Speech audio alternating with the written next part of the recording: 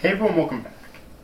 And this is my review of Psycho-Pass Season 2, Episode 6. Now, we're over halfway through the series now, and in this episode, there's a couple things that I didn't quite like. Okay, really, and I'm going to mention them first here. Okay. Actually, three things that I didn't quite like. First off, the ending of this fucking episode seemed like a real slap in the face. And I understand what they were trying to do with it here, right? Because there was basically a Kogami reference where Kogami was looking at Togane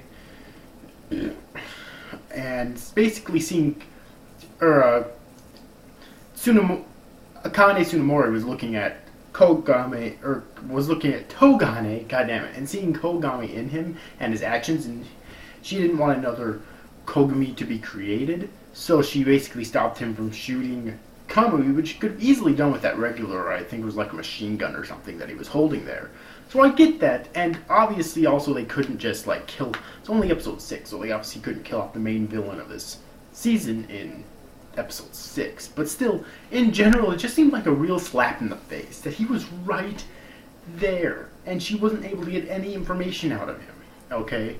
So really, according to Sybil, it'll probably be as if she never saw him, okay, because all she knows is his face and that he's wearing a hoodie. She doesn't know anything else about his appearance even. That's really it, all she knows about him. So according to Sybil, it'll probably be, even if she does tell him about it, it'll probably be as if she, which she probably will, it'll probably be as if she never saw him in the first place. That's probably what Sybil will take it as, okay? So yeah, it's really like, really kind of a slap in the face right there at the very end. It seemed kind of pointless to me.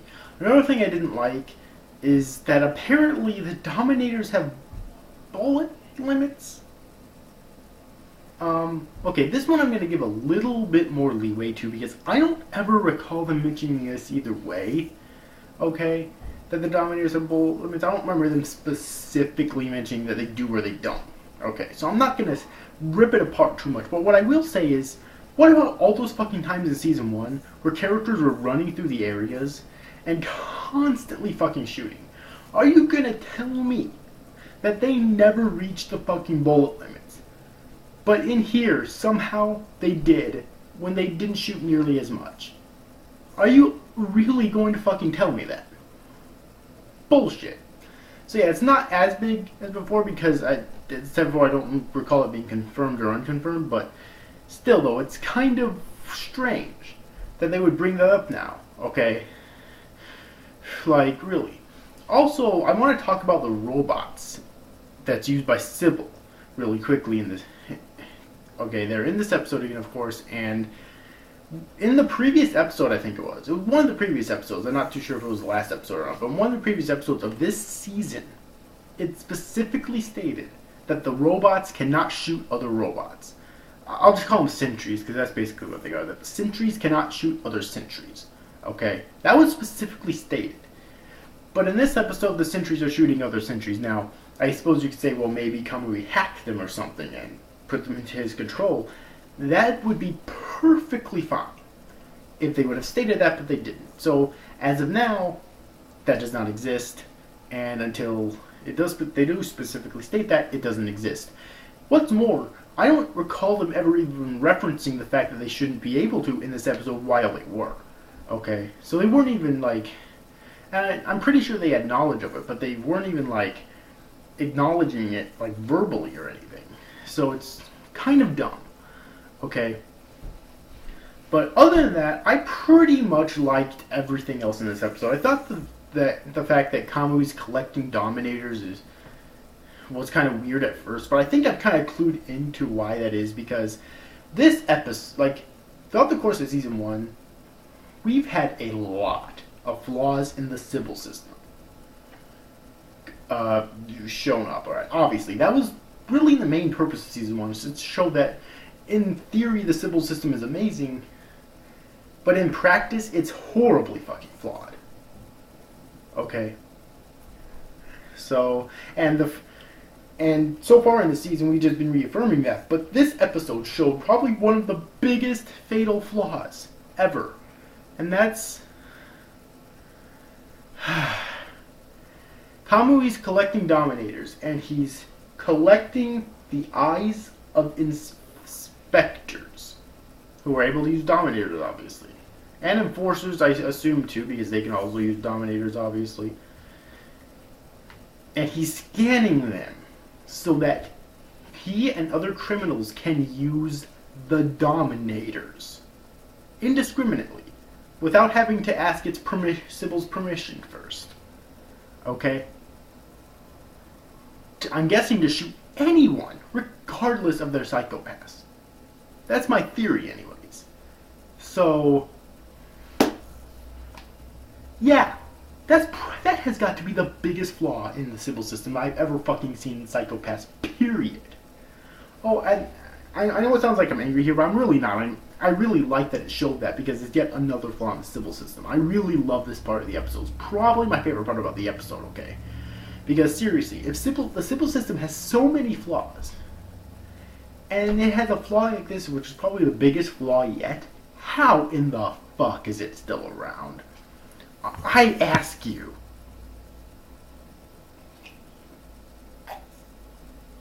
God damn it, that's really fucking stupid, okay? Another thing I liked about this episode was the Kogami reference, because in Season 1, Kogami was probably my second favorite character. My favorite, of course, was Shogo Makishima, which I think he was for most, if not all, fans of the first season. But my second was Kogami, and I really did like that reference at the end of the episode. I did. The end of the episode did leave kind of a bad taste in my mouth, but I did still really love the Kogami reference.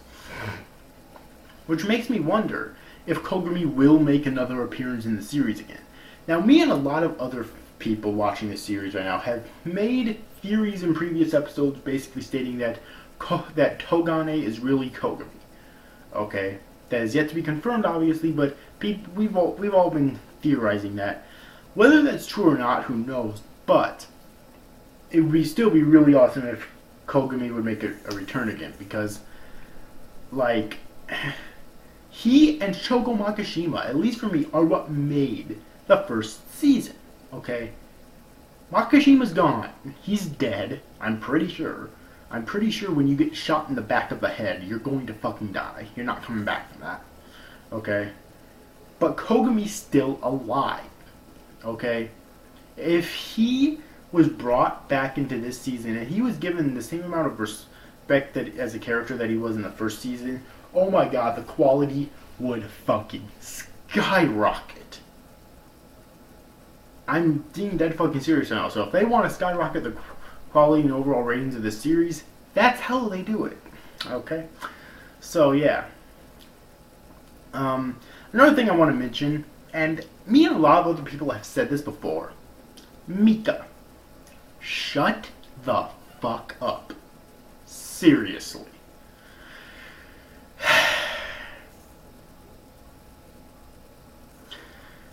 Oh my fucking god. Jeez. In this episode, she admitted out loud that she wants Akane Tsunemori's Psycho-Pass to blacken, or her hue to get out of control or whatever. She fucking admitted that about her own superior. And granted, right afterwards she did, say, how am I thinking this or whatever, but the fact of the matter is, she still said that out loud to herself. God damn it. Like, I really want this stupid bitch to die now. I really do. Okay? Fuck Mika. God damn it. Are they trying to make her as unlikable as fucking possible? Because it's working. I swear to God it's working. Okay? But anyways, moving away from that, for the time being anyways, I do have a theory based on Togane. Obviously my theory of Togane, it's Kogami still stands. However, I have another theory that's completely unrelated to that. Because, see, with all this time, he's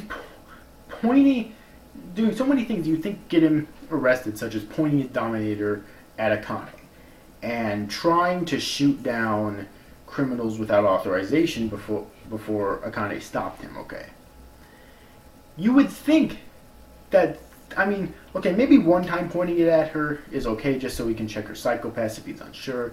They've already stated that in one of the previous episodes, that's perfectly fine, but he did it again in this episode. Plus, the end of the episode makes me believe that maybe he's actually working for Sybil. like he's actually a high-ranking member of Sybil, who maybe is in undercover as an enforcer, or my theory that I had many episodes ago in this series, which is that Togane is actually that one old woman who's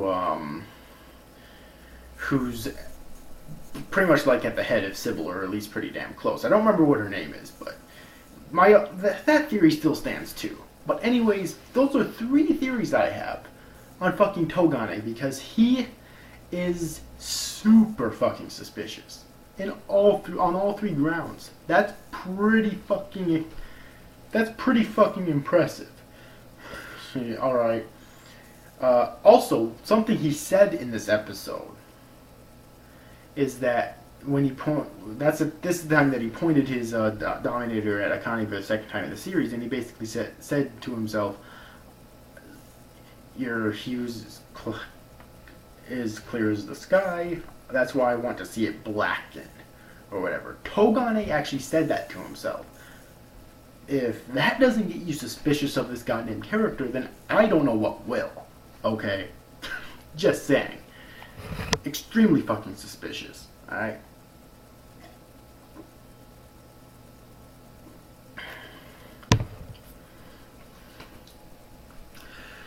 So, yeah. But anyways, the episode overall, I really enjoyed it.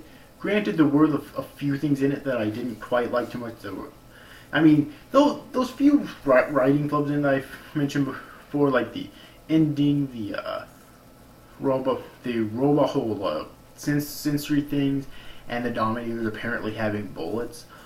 All of them, like all 3 of them, it shows me that this is definitely written by a writer of Hamatora. Granted, obviously I knew that from the beginning. I'm just saying that kind of reaffirms that. Granted, it's not nearly as bad as Hamatora's writing was.